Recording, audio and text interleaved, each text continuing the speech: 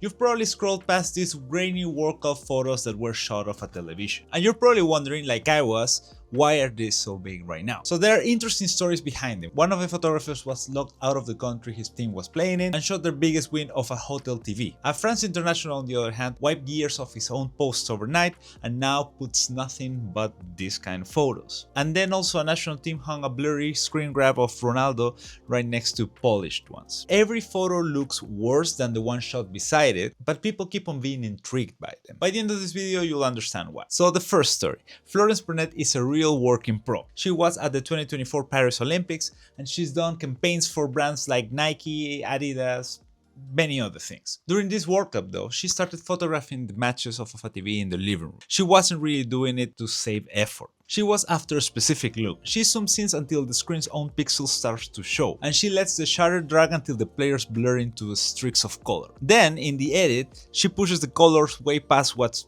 reasonable, let's say, and what comes out doesn't really read as match coverage. On the other hand, it reads like somebody's memory of watching a game. But then this was taken to the next level. Michael Olise, who plays for France, deleted his entire Instagram posts. Years of posts completely out.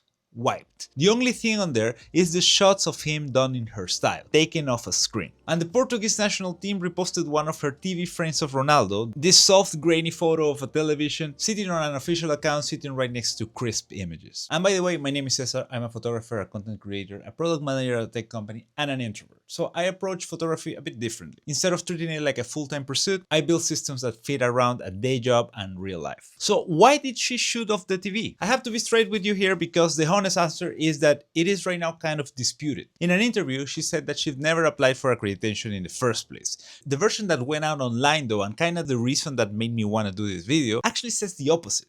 That FIFA turned her down. I couldn't actually reconcile these two for you, and I'm not gonna pretend that I can. And if anything, that empty space in the story is part of why people read so much into the pictures. And this is where the question I mentioned comes in. When I look at the photograph, the first place my head goes, and yeah, this is probably the day job showing, it's in whether it's sharp. It's what the picture is for. What is it actually doing for the person looking at it? Those official stadium photos are technically flawless, yeah, perfectly exposed, and probably enormous sharp files. Olise threw them out and actually kept the worst one, or at least technically worse ones. The reason, I think, is that these images were never really trying to be accurate. It would be crazy to think that they were. They were trying to make you feel like a particular person stood behind the camera and meant it. And for that, the messy photo just works better. The second story is simpler, and it's actually harder to wave off. Sidi Taya, and I'm not really sure if I'm pronouncing it right, is Senegal's official team photographer. It is his actual official job, and he got denied a visa, so he couldn't travel to Canada for Senegal's first game against Iraq. Senegal won 5-0, and the team's own photographer was sitting in a hotel room, so he shot the match off a hotel TV. This was reported by the journalist Romain Molina back in June, where Taya talked about himself. He said that even outside the stadium, his passion was intact, and that wherever the photos were taken, the point was to still tell a story through each of the frames. I found this quite inspiring, to be honest. And now to the how they did it. To be completely honest, the how of it is very simple. You just point the camera at a broadcast and you photograph the screen. No real behind the scenes magic here.